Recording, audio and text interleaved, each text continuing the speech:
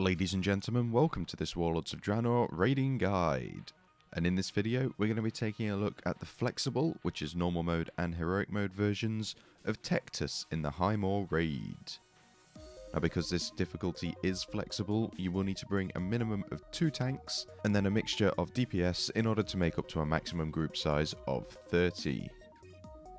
Now the core of this fight is fairly straightforward, but you will find that at certain parts of the fight you're going to be taking a lot of damage, so we'll talk about that a little bit later on in the video, as first of all I want to touch on the adds that are going to spawn during this fight.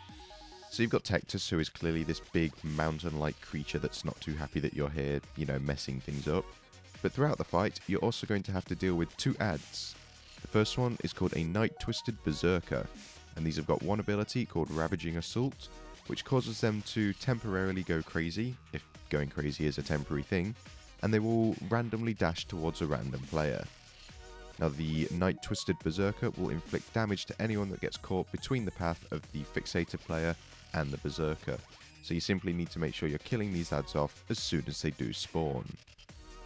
And the next add that spawns is a Night-Twisted Earthwarper, and these also have a couple of abilities you need to deal with, but all you really need to know is make sure you're not standing in bad stuff on the ground when they're alive, and also make sure that your tank has got them facing away from all of your raid as they deal a small kind of frontal cleave attack. Again, kill off these adds as soon as they spawn and then focus your damage back onto Tectus. So now we're going to take a look at how you're going to deal with Tectus, who is this big kind of living mountain guy. Now the first thing you need to know about Tectus is that he is unkillable in his first form, so it's going to be one of those this isn't even my final form kind of fights. Once you've killed Tectus and brought him down to 0 health, he will then split into 2 versions of himself, and then when you kill one of those, it will split into 4 versions of himself. Now we're going to speak about how to deal with that a little bit later on, but first let's take a look at the abilities that you're going to have to deal with when it's just Tectus on his own. Now the first ability you need to be aware of is called the Living Mountain, and this will make Tectus unkillable as long as he is under the effects of the Living Mountain, and he will also periodically gain energy, which will increase the more he has lost health. So the less health he's got, the higher the rate of energy gain he will have. Now when he reaches 100 energy, he will then consume this Living Mountain buff, so to speak, and he will begin to cast an ability called Tectonic Upheaval. This will then leave him vulnerable to shattering and splitting down into 2 shards of Tectus. Now when he casts Tectonic Upheaval, he will begin to cast a massive amount of damage to everyone in the raid every few seconds, and you just need to kind of heal through this as best as you can. This is a time when you need to make sure that you're killing off Tectus, as he will no longer have the Living Mountain buff on him, and he will be dealing mass amounts of damage to your party. It's worth noting you don't want to be using your Time Warps, your Bloodlusts, or your Heroisms yet, as you want to save that for later on in the fight. Tectus has also got an ability called Accretion, which will cause him to periodically absorb nearby earth into his body, which will increase his damage inflicted by 5%. And thankfully, well for Tectus anyway, this is a stacking buff on the boss. If any of the shards of Tectus or the motes of Tectus are within 10 yards of Tectus when he gains Accretion, they will also gain the Accretion buff. Now the only way to remove this is by damaging Tectus in order to remove the stacks of Accretion.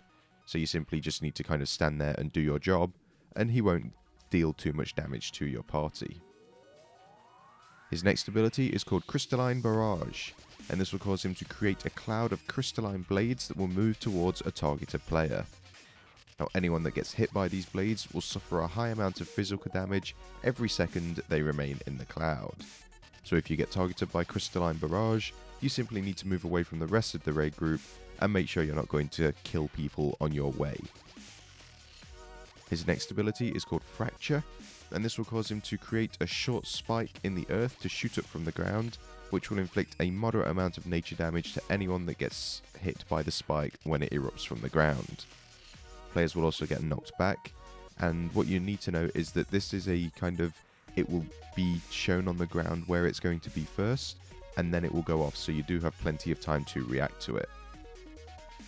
And his final ability in this first phase is called Earthen Pillar, and this will cause him to raise an earthen pillar from the ground, and after several seconds of rumbling, so the ramp up time on it, the pillar will erupt from the ground, killing any players who are standing on it.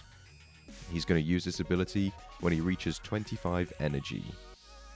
Now, you can see this on the ground when it's spawning, and you should move away from this as fast as you can, otherwise you're just going to flat out die.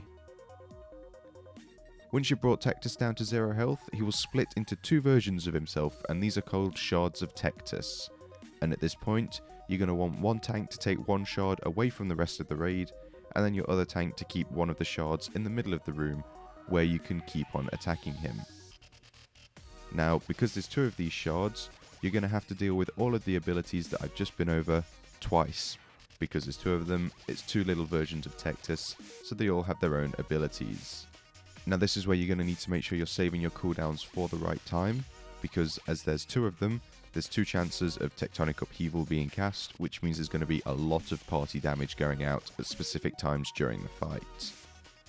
All you're going to want to do at this point is deal with the abilities like you did before, and kill off the 1 shard of Tectus that's in the middle of the room. Now, once you've killed off this shard of Tectus, it will then split into 4 little motes of Tectus. You want your tank that was tanking the shard that just got killed to pick up these motes, and your second tank should keep the other shard that's still alive to the side of the room out of the way.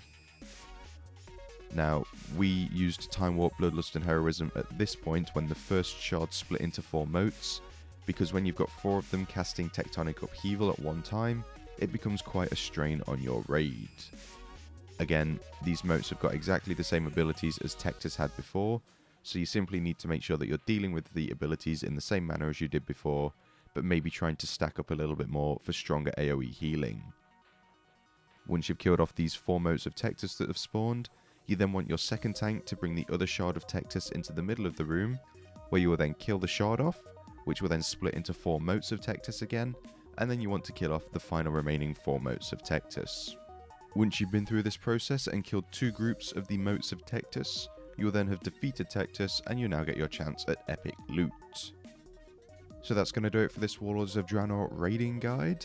If you are interested in future Warlords of Draenor raiding guides, then please do feel free to subscribe to the channel. Alternatively, if you'd like to view a written version of this guide, then please do head on over to flaskup.com or click on the link that's in the video description below. As always, thank you for watching, and we'll see you next time.